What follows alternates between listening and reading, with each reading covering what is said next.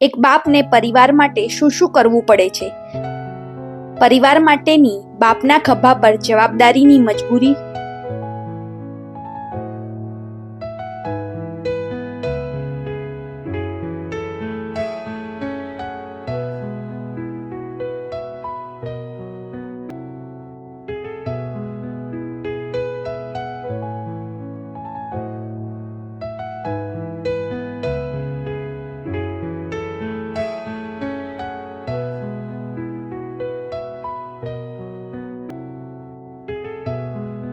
શું એક પિતાની ભાવનાઓને કુટુંબવાળા સંપૂર્ણ સમજતા હોય છે, સ્વીકારતા હોય છે?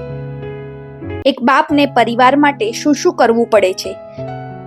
પરિવાર માટેની બાપના ખભા પર જવાબદારીની મજબૂરી.